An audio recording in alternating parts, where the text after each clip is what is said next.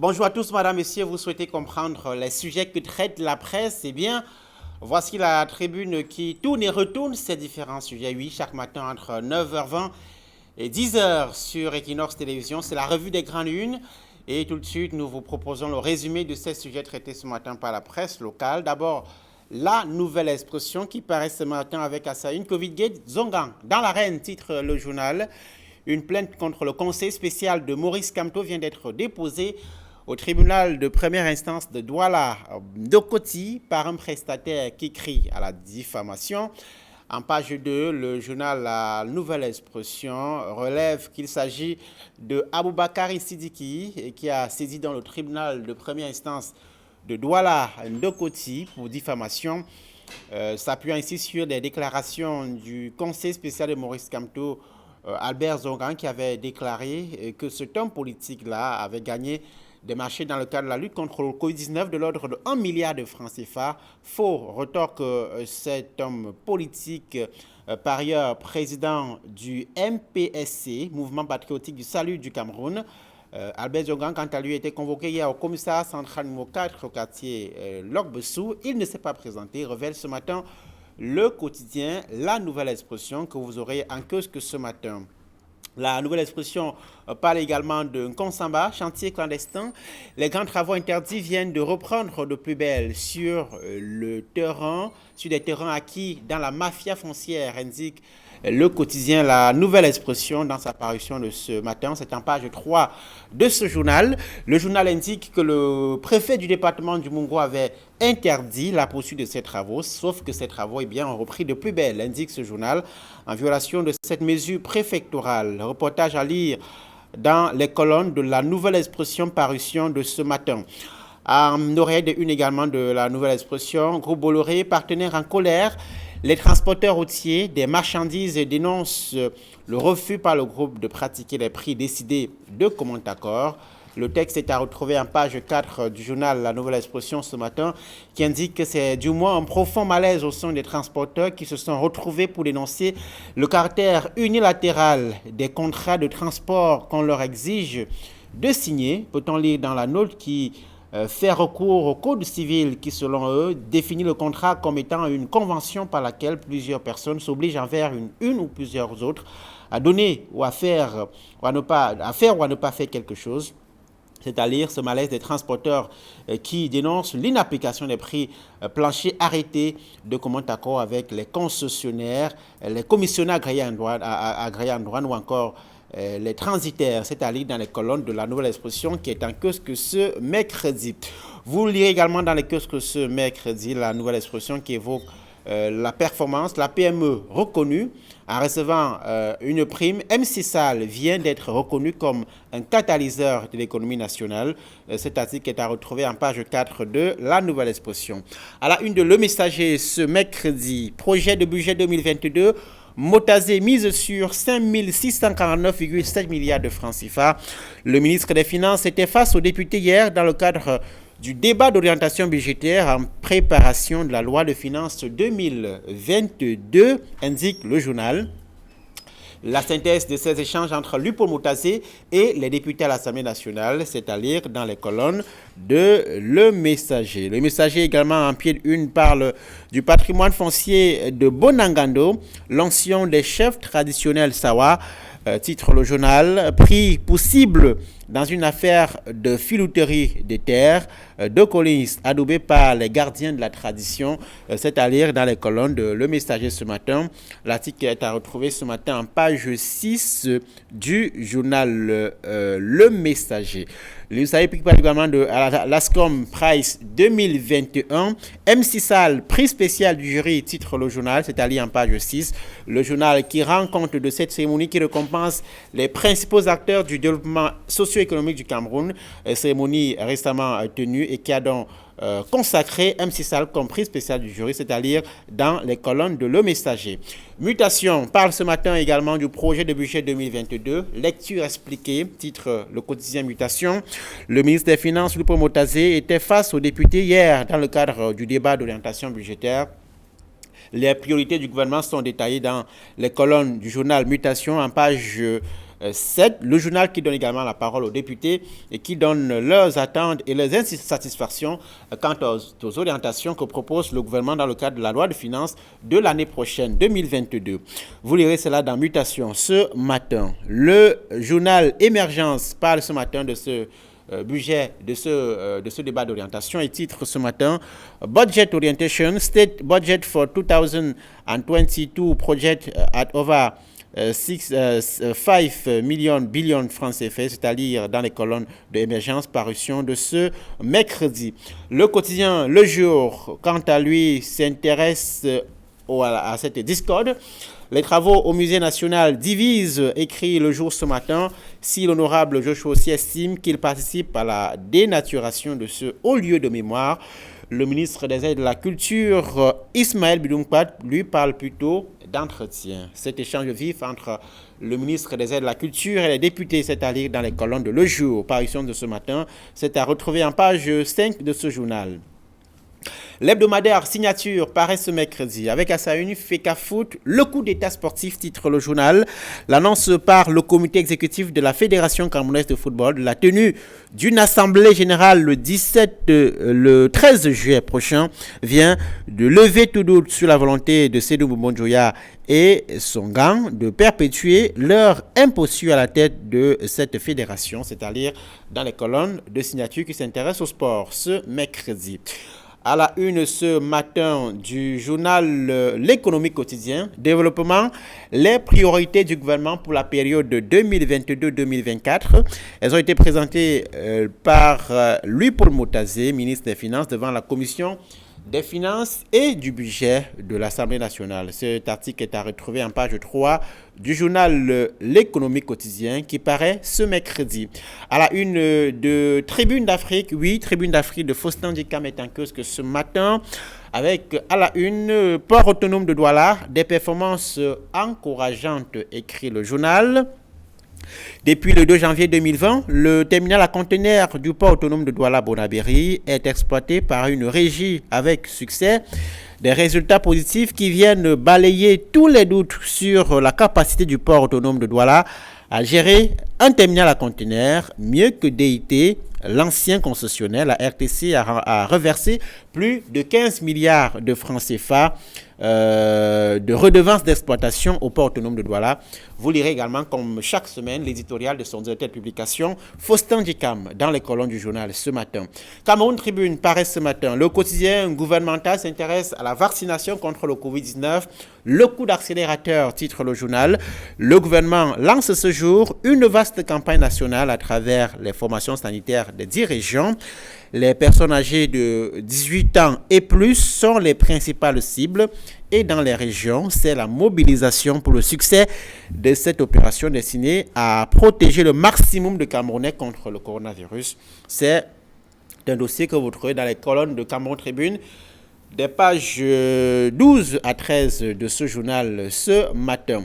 Dans les kiosques également ce matin, l'information avec à la une eau et électricité, les clarifications obscures du ministre, appelé à s'expliquer le 28 juin dernier par les députés sur la recrudescence des délestages et la rareté de l'eau de plus en plus accrue dans les ménages. Le ministre de l'eau et de l'énergie n'a fait que reconnaître les nombreux manquements que connaît le secteur, à lui confier par le chef de l'État. Vous lirez cela dans l'hebdomadaire, l'information ce matin. L'Œil du Sahel parle ce matin des prises d'otages. Les populations du Faro et d'Eyo remontées contre les déclarations du gouverneur Kildadi Tareke Boukar. L'article de texte est à lire en page 6 du journal. Le journal qui reprend ce matin les déclarations faites par le gouverneur de l'Adamawa lors de la récente conférence semestrielle des gouverneurs de région tenue à Yaoundé. Le gouverneur de l'Adamawa avait déclaré que depuis le début de l'année 2021, aucun enlèvement n'a eu lieu dans sa circonscription administrative. Ces propos-là, surprennent la population de cette partie du pays. Le journal L'Œil du Sahel a tendu le micro à des chefs traditionnels, mais également à des populations qui sont victimes de ces enlèvements. Et ces populations se disent surprises par les déclarations du patron de la région de l'Adamawa. Le jeune enquêteur parle ce matin de l'honorable David Manfo. Je n'ai jamais demandé d'introduire le vaccin anti-Covid dans de l'eau minérale, indique le journal ce matin. Ce qu'a exactement dit le député au ministre de la Santé, le soutien à la pharmacopée africaine et à Monseigneur Samuel Cléda. Vous lirez la mise au point du député RDPC de Mbaboutos Ouest dans la région de l'Ouest, dans les colonnes de Le Jeune Enquêteur, qui paraît cette semaine. Chers messieurs, retour en plateau pour décrypter avec vous les unes parues ce mercredi. Nous accueillons comme chaque mercredi, oui, Idriss Lissom est avec nous. Idriss, bonjour, bienvenue. Bonjour Donald Brice, bonjour à tous les téléspectateurs, un bonjour particulier aux transporteurs. Vous savez qu'il y a des métiers dans la vie comme ceux-là, vous savez, ceux qui passent leur nuit et leur journée sur les routes. Et surtout, quand vous prenez le corridor Douala-Bangui, Douala-N'Djamena, vous pouvez imaginer ce qui se passe. Donc, je profite pour saluer tous les transporteurs qui vivent de ce métier. Le transport, un métier sensible, névralgique de la vie économique nationale. Ah oui, on ne semble pas l'imaginer. Vous savez, lorsque vous êtes à Ezeka, à Batouri, à Bangui, à Ngermendouka, à Kousseri, vous recevez du riz, vous recevez de la farine, vous ne savez pas quel est le trajet que ce produit a eu à emprunter. Et il y en a qui dorment sur la route, c'est leur métier, qui ont choisi de le faire et qui le font avec joie, avec passion, pour nous amener tous ces aliments là où nous nous trouvons, quel que soit le lieu. Donc, c'est un métier passionnant. Vous savez, il y en a qui ont fait 30, 40, j'en ai connu des chauffeurs qui sont allés jusqu'à la retraite et qui peuvent vous raconter des tonnes d'histoires sur la route. Il y en a tellement. Merci Idriss Lissom d'être avec nous ce matin. Votre vis-à-vis tous les mercredis, il est là, Aristide Ngekam. Prince, bienvenue. Bien, merci Donald Brice-Kabga. Bonjour à Idriss Lissom. Bonjour aux très nombreux téléspectateurs et téléspectatrices d'Equinox Télévision et surtout de la revue Les Grandes Unes. Je voudrais rappeler à la suite d'Idriss que les transporteurs depuis un certain temps dénoncent la mauvaise gestion du GPS au niveau du port autonome de Douala et aussi du logiciel Nexus, le Nexus qui est géré par la douane. Ils ont notamment saisi la présidence de la République à cet effet. Le secrétaire général de la présidence, précisément. Pour que quelque chose soit fait de ce côté-là. Je voudrais, comme entrer dans cette émission, parler d'un sujet que j'ai évoqué ici il y a pratiquement 2 mois, au sujet de l'Unisport Club de Bafan, qui vit des problèmes sordides. Je dis sordides parce que l'Unisport a besoin d'argent. Vous vous souvenez que dans les réseaux sociaux, il y a un certain nombre de détracteurs du président actuel ont ventilé selon lesquels les joueurs avaient déserté le club et qu'ils n'étaient pas prêts à jouer pour le match de vendredi. Il faut rappeler que les joueurs ont accusé pratiquement près de 5 mois de salaire, d'arrêt de salaire, parce que vous savez, avec le Covid, les joueurs, la FECAFO avait demandé expressément de mettre des joueurs en trêve, mais le président avait estimé qu'il fallait les garder en bon père de famille. Et donc ça a engendré un certain nombre d'impayés. Et depuis un certain temps, le président a entrepris de payer les arrêts de joueurs. Il y en a qui sont à 3 mois et d'autres qui sont à 4 mois. Donc actuellement, les joueurs sont au niveau de Bafan. Ils ont repris les entraînements ce matin pour jouer le match de vendredi prochain. Mais ce qu'il faut noter et qui est décrié par ces joueurs, c'est que le président a constaté, à tout au moins, que l'argent qui était destiné aux joueurs, quand on les envoyait par les coachs ne reversaient pas de l'argent aux joueurs. Donc, il y a des joueurs qui devraient avoir 3 mois, qui devraient avoir en principe leur salaire, mais qui ne l'ont pas eu parce que les coachs ont mal géré. Et il y a une sorte de chantage de ce côté-là. Pour sortir, il y a une sorte de chantage qu'il faut décrier de la part des entraîneurs de l'Unisport Club de Bafan qui estiment qu'ils doivent gérer l'argent des joueurs, alors qu'ils ne sont ni trésorier ni secrétaire général de ce club. Et le président Guy Kati Martial a décidé dorénavant de payer directement les joueurs par leur compte Orange Money. Et je peux vous rassurer que depuis ce matin, le capitaine de l'Unisport Club de Bafan nous a rassuré qu'il soutient le président Kati Guy Martial pour qu'il puisse dorénavant leur payer de leur argent directement au lieu de passer par les entraîneurs. Je suis autant surpris. Je n'ai jamais vu ça dans un club sérieux où les entraîneurs réclament la gestion de l'argent, le salaire des joueurs. Ils doivent s'intéresser à leur salaire et non des primes des joueurs. Et le championnat démarre ce jour. Le championnat démarre ce jour. Très bien. Le championnat démarre ce jour. Mais pour la Ligue 1. Pour la Ligue 1, mais Unisport Club de Bafan joue vendredi du côté de Bafoussam, autant pour moi. Et je peux vous rassurer, les joueurs sont prêts. Mais j'appelle ici les élites. Les élites qui, sous cap continuer à bavarder sans soutenir le club. C'est-à-dire que les gens restent au quartier, les gens sont fiers de dire Unisport Club de Bafang, c'est mon club, mais ils n'ont même pas la carte du club. Alors que vous vous rappelez que le ONCAM a d'énormes élites, mais ils ne mettent pas la main de la poche pour accompagner ces clubs. J'attire aussi l'attention des mairies. Vous savez que dans le département du ONCAM, nous avons 7 arrondissements. Les mairies, en principe, devraient accompagner. On va commenter les sujets de ce matin dans la presse, chers messieurs.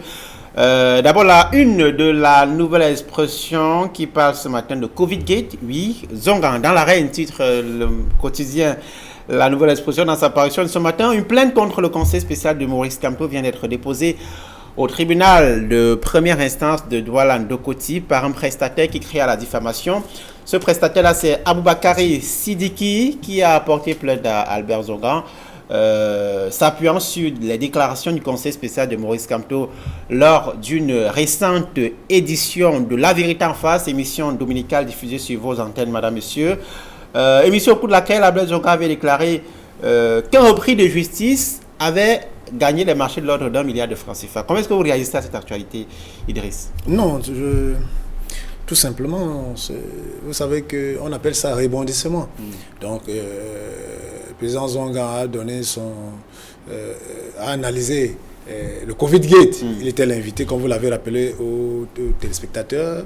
Alors, maintenant, en analysant le journal, ils vont découvrir pourquoi M. Aboubakari, c'est-à-dire qu'il trouvait que ce qui a été dit, il a été un peu diffamé. Raison pour laquelle un citoyen qui veut qu'on remette de l'honorabilité devant son nom, il est allé porter plainte. Et je pense que c'est une affaire qui est une sorte de rebondissement. En fait, M. Aboubakari, c'est-à-dire qu'il veut laver son honneur, il veut, pour lui, c'est que le président Zongan dit n'était pas vrai. Maintenant, le tribunal va trancher. Donc, moi, je dis, c'est une actualité logique, qui a un rebondissement. Quelqu'un qui pense que ce qui a été dit n'est pas de la vérité et que c'est là, il constate qu'il y a des effets négatifs sur sa réputation et sur son honorabilité. Il a porté plainte pour que justice soit faite. Ici, Albert Zongan a été attendu au commissariat central numéro 4 au quartier Lorbossou ici à Douala hier. Il ne s'est pas présenté, indiquant que les délais légaux n'ont pas été respectés, c'est 5 jours. Il a reçu la convocation lundi, et une convocation qui était largement partagée sur la toile depuis le week-end dernier. Est-ce que la justice peut trancher dans cette affaire en toute objectivité? Non, mais sur le plan légal, concernant la plainte, nous sommes là sur la forme. Albert Zongan a totalement raison. J'ai été moi-même surpris, c'est-à-dire que cette affaire a circulé sur les réseaux sociaux depuis, mais le concerné vous dit qu'il n'avait pas encore été notifié formellement la plainte et qu'il attendait. Donc si c'est hier qu'il a eu, lundi qu'il a eu définitivement reçu la plainte, il a été notifié. C'est de son droit. Je pense que c'est très facile. Ce que le commissaire central numéro 4, je n'apprends pas son travail à faire, c'est de lui signifier une autre convocation. Ce sera simple. Ça se passe généralement comme ça. Ce sera une nouvelle convocation. Oui, et sans autre forme de procédure. Mais ce qu'il faut relever ici, c'est une affaire qui concerne 2 ex-dollars. C'est-à-dire que 2 ex-prisonniers. 2 ex-compagnons de prison à Yaoundé, à Kodengui. En Kodengui, qui s'entendaient pourtant très bien en prison, qui se partageaient les bouts de pain. L'un dit, Albert Zongan a d'ailleurs rappelé qu'ils ont apporté du soutien, comme tout, en termes de solidarité. Le MRC, Maurice Kamto aurait payé sa caution. Oui, je dis bien 2 ex-dollars qui s'entendaient très bien avant. Et ce qu'il faut noter, ce qu'on ne dit pas dans ce journal, c'est que Aboubakar Sidiki a eu une opinion, a donné une opinion sur la marche du MRC, et ce qui a créé le courroux du conseiller spécial de Maurice Kamto, qui est Albert Zongan, qui au cours d'une émission dans cette chaîne de télévision a qualifié Aboubakar Sidiki de repris de justice. De repris de justice. Vous savez qu'Aboubakar Sidiki, pour ceux qui ne le savent, avait été interpellé dans l'affaire de Boko Haram. Après, il avait été accusé de complicité avec Boko Haram. Donc, ce qu'Albert Zongan a dit, il a tout simplement relayé ce que la justice avait dit en son temps. Mais maintenant, là où Aboubakar Sidiki se sent couru, c'est qu'Albert Zongan a semblé déclarer que il a gagné des marchés de l'ordre d'1 milliard de francs CFA sur le Covid. Vous savez, c'est marché à polémique. Oui, c'est marché à polémique. Vous savez, moi, il y a beaucoup de noms. Je ne sais pas si c'est le vrai, parce que moi, j'ai bien lu dans le rapport, il y a un certain Aboubakar Sidiki aussi Qui est cité dans le rapport de la Chambre des comptes. Cité dans la Chambre des comptes. Donc, la justice va certainement nous dire si c'est le même Aboubacar Sidiki qui a gagné le marché et que Aben Zonga a cité au cours de la vérité en face. Exact. La justice peut-elle trancher en toute objectivité? Cette affaire fait les choux de garde de la presse. Albert Zonga, c'est une figure politique connue. Est-ce que dans l'environnement actuel, cette suspicion, est-ce que vous comprenez cette suspicion autour de la convocation d'un homme politique pour une affaire Non, bon, tout simplement, il y a beaucoup de buzz parce que c'est un homme politique, conseiller du président Kamto. Mais sinon, si on va, vous allez voir le nombre de plaintes au tribunal, dans le commissariat et au tribunal, il y en a des tonnes, vous savez. Bon, mais comme c'est un homme public et un homme politique de renom, et ça fait un peu jazz. Et surtout que comme nous sommes dans le Covid Gate avec ce nom, est-ce que c'était une question d'homonymie? Est-ce que... Donc en fait, le tribunal va trancher cette affaire de Donald Briskawa. Donc on ne peut que spéculer. Et donc celui qui s'appelle Aboubacar Sidiki qui ne se reconnaît pas. Peut-être qu'il y en a un autre qui a gagné ces marchés. Vous savez qu'il y a beaucoup d'homonymie chez nous, avec des noms semblables et tout le reste. Donc la justice dira, tranchera et qui... Exactement. Je vais sortir sur la sincérité de la justice pour revenir et sur les hommes publics. Vous savez que le directeur de publication du journal Ouesseko, l'hebdomadaire Ouesseko, a été en prison, a été interpellé et mis en garde à vue. Au commissariat précisément. Voilà, pendant quelques jours, à la suite d'une plainte, d'une affaire privée, d'une femme qu'il avait pourtant hébergée gracieusement, mais qui s'est levé une affaire de loyer que lui il avait hébergée, mais qui a trouvé bon d'aller lui porter plainte à ce confrère,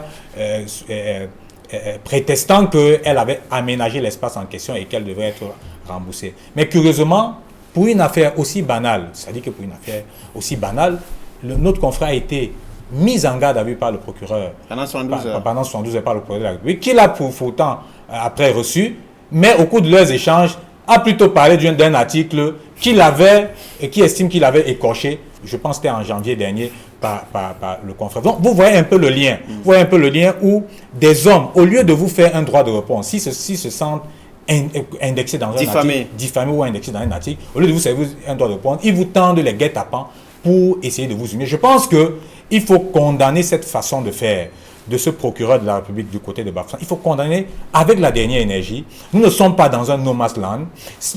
Nous attendions que des hommes de droit comme ceux-là puissent agir dans le respect de la loi, mais au contraire, il semble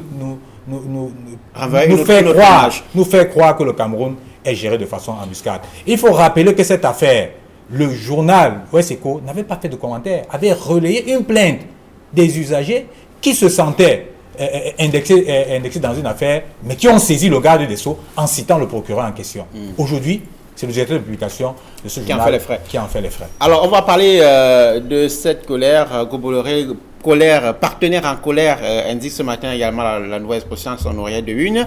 Les transporteurs routiers des marchandises dénoncent le refus par le groupe de pratiquer les prix décidés de commun accord. En page 4, on lit les détails de cette tension dans le secteur des transports. Et vous avez parcouru tout à l'heure cet article qui parle de ces prix arrêtés de façon consensuelle entre les transporteurs, les commissionnaires agréés en douane et les transitaires, et qui ne sont pas respectés par cette multinationale. Oui, en fait, il faut dire que les syndicats des transporteurs sont en colère. Ils ont écrit au Premier ministre, Donald Brice, et en lisant cet article, on constate tout simplement qu'au départ, les transporteurs s'étaient assis avec le groupe Bolloré. Il faut rappeler aux téléspectateurs qui liront la Nouvelle Expression qu'en fait, le groupe Bolloré fait dans les transports et logistiques. Donc, c'est quoi? C'est une entreprise multinationale qui aide à transporter. Tout à l'heure, on parlait des transporteurs qui, vous retrouvez dans le coin du pays, vous avez des produits qui viennent de Douala, qui viennent hors du pays. Ce sont ces transporteurs qui les dirigent vers les villes. Alors, ils étaient assis, ils ont convenu que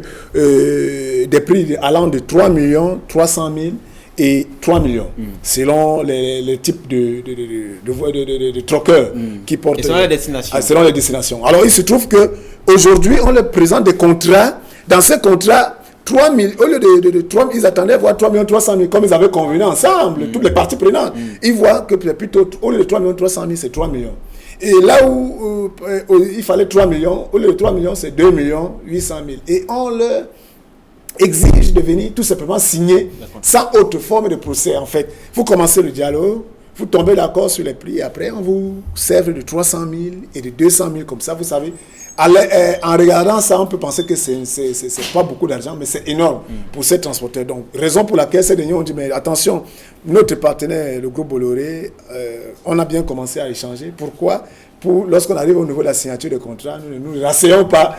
Si déjà même vous pensez qu'il faut revoir les prix, mais rappelez-nous pour nous présenter les arguments qui puissent permettre, qui justifient cette baisse des prix. Mais vous décidez unilatéralement de fixer ces prix à tort ou à raison, non. Et ils ont dit qu'ils ne peuvent pas signer. Et qu'il y a même certains à qui on a obligé de signer, certains de ces transporteurs qui ont quand même commencé à signer par peur de représenter, parce qu'on leur fait du chantage, on leur dit on va vous couper, vous n'aurez plus à transporter et ça vous fait du business en moins. Donc vous voyez ce type d'attitude sur le plan du business, je trouve ça quand même drôle pour le groupe Bolloré qui se veut un groupe sérieux et qui devrait pouvoir fonctionner en termes de dialogue avec ses partenaires. C'est la moindre des choses. Sur cette question, on connaît le rôle stratégique que les corridors Douala-Bangui, Douala-Djamena jouent pour l'économie du Cameroun et de la sous-région CEMAC, Afrique centrale quasiment. Prince Aristide, que peut faire l'État? Parce que l'État joue son rôle là. L'État doit pouvoir jouer son rôle. Il faut rappeler que cette affaire date de pratiquement depuis plus d'un an. Et les syndicats, notamment conduits par le syndicat, comme pool des syndicats, le syndicat national des transporteurs routiers du Cameroun, ils se sont assis avec même les syndicats venant du Tchad et de la RCA. Et je peux vous rassurer que les ministres comment on dit ça, les ministres concernés, les ministères des tutelles, notamment concernés, notamment du Tchad et de la RCA, avaient envoyé leurs représentants. Et je me souviens, au niveau du Tchad, on avait le directeur général du BNF ici et le directeur général du BARC. Du BARC, ça veut dire c'est en Centrafrique. Et notamment pour du bureau de gestion. Exactement. Notamment pour le Cameroun, El Adjoumaro, qui est le coordinateur du bureau de gestion des frais terrestres, le BGFT, qui était à la coordination de cette activité-là. Donc, il y a eu 3 jours, je dis bien 3 jours de débat, de discussion pour arrêter finalement à ce prix. Je dis de commun accord avec tous les États, c'est-à-dire que l'État du Cameroun, la Centrafrique et le Tchad. Donc, tout le monde savait que depuis, et ils avaient donné une date butoir, c'était janvier 2021, que ces prix, notamment 3 300 000 pour ce qui est de Douala, N'Djamena, devraient être arrêtés et appliqués par tout le monde. Mais on est surpris qu'après le Covid, que les activités puissent recommencer, que le groupe Bolloré puisse venir imposer son prix aux transporteurs. Et je peux vous rassurer que les transporteurs, en fixant ces prix, avaient évalué non seulement tous les tracasseries, les prises en charge de leurs chauffeurs et de leurs motoboys, avant d'arrêter notamment ce prix sous la coordination de El Adjoumaro. Mais ce qu'il faut noter et le déplorer ici, c'est que c'est le chantage qui est fait par ce groupe. C'est-à-dire qui appelle un certain nombre de transporteurs en catimini pour leur dire, écoutez, venez travailler avec nous, laissez les autres faire la grève.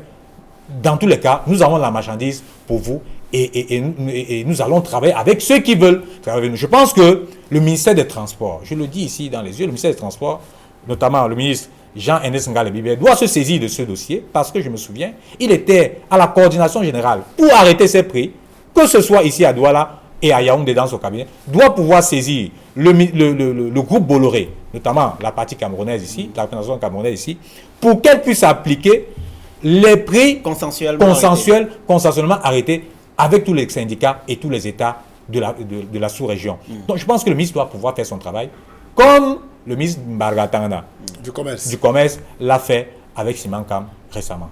Alors on va parler de tout à fait autre chose, cher monsieur, de l'économie toujours, hein, avec ces petites et moyennes entreprises qui sont essentielles dans le produit intérieur brut, dans l'activité économique, et cette cérémonie de récompense de certaines d'entre elles, on lit dans la Nouvelle Expression ce matin que le vendredi 2 juillet 2021 à Douala, en imprimant M6 Salle, spécialisé dans l'édition et l'imprimerie, le comité d'organisation du prix de l'excellence en communication au Cameroun vient ainsi reconnaître la place de la PME dans l'économie nationale. Idriss Dessom, ces cérémonies de récompense des petites et moyennes entreprises, quels peuvent en être les enjeux? Oui, les enjeux sont vraiment importants parce qu'il faut retenir que la PME, très souvent, on dit qu'elle n'atteint pas 5 ans chez nous. Quand quelqu'un crée une petite moyenne entreprise avec l'environnement économique qui est vorace, et lorsqu'on prend un secteur comme l'édition, comme ça, et la communication, il y a les mammouths, c'est-à-dire des grosses boîtes qui sont là. Lorsqu'on prend le courage de créer sa petite moyenne entreprise, souvent, on se dit, est-ce qu'on va résister? Donc aujourd'hui, les initiatives pour primer, pour accompagner les PME sont les bienvenues, et cette PME-là qui a été primée, c'est un coup de pouce. C'est-à-dire, lorsqu'on vous soutient, ça veut dire que continuez à faire des efforts, ça veut dire qu'améliorez-vous, tenez dans la gouvernance, développez-vous pour pouvoir avancer, et c'est un encouragement. Et cela devrait être fait au-delà des initiatives privées de récompense, mais même par le gouvernement à travers d'autres facilités. Donc moi je dis, il faut soutenir les PME et elles ont besoin de cela. Donc, on va rester dans l'économie, mais parler plutôt du projet de budget 2022 à la une de Le Messager. Moutazé mise sur 5 649,7 milliards de francs CFA. Le ministre des Finances était face aux députés hier dans le cadre du débat d'orientation budgétaire en préparation de la loi de finances 2022. Mutation ce matin parle de projet de budget 2022. Lecture expliquée. Le ministre des Finances, Philippe Moutazé, était face aux députés dans le cadre du débat d'orientation budgétaire à l'Assemblée nationale. C'est en page 7 du quotidien Mutation. Aristide, quelle est l'importance de ce débat d'orientation budgétaire institué par Philippe Moutazé depuis 2 ans? Écoutez, c'est normal. C'est-à-dire qu'il faut noter qu'on va le dire institué par lui parce que c'est lui qui était le ministre des Finances. Mais il faut rappeler que c'était à la demande d'un certain nombre de patrons d'entreprises de secteur privé qui avaient estimé, qui découvraient les lois de finances. Vous savez qu'on le publiait à la veille et le 1er janvier c'était en vigueur et les gens le découvraient. Et comme chez nous on ne lit pas beaucoup, c'est-à-dire que vous verrez, aujourd'hui nous avons la session de l'orientation budgétaire, après vous aurez la session de novembre qui est totalement la session consacrée à l'examen de la loi de finances. À l'examen de la loi de finances. Mais ce que beaucoup semblent ignorer, c'est que l'affaire se préparait déjà depuis juillet. Et donc, tout ce qu'on allait examiner en novembre était totalement arrêté. Et lorsque vous voyez le finish, c'est qu'on faisait quelques amendements et on l'adressait au niveau du président de la République pour qu'il puisse le publier.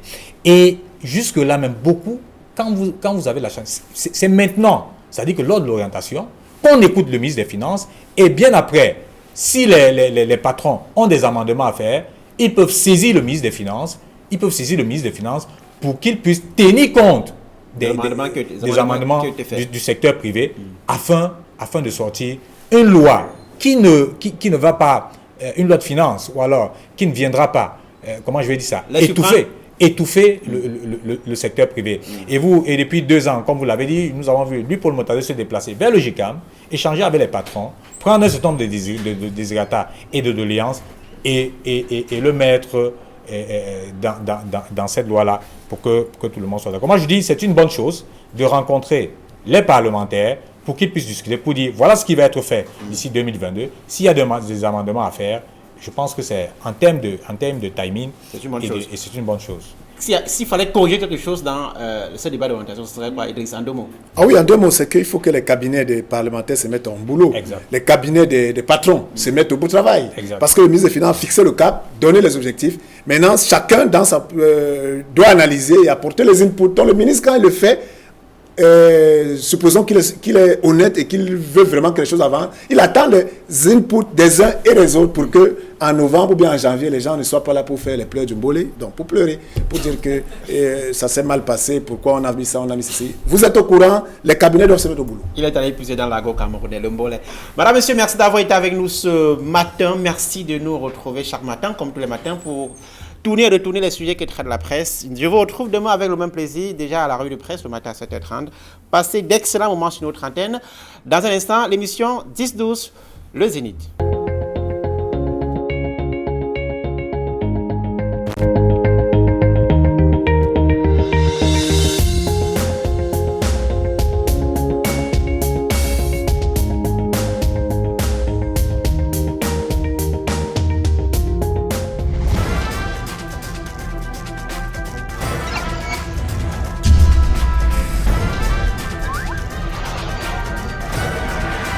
Equinox Télévision, au-delà de l'image, nous rendons compte.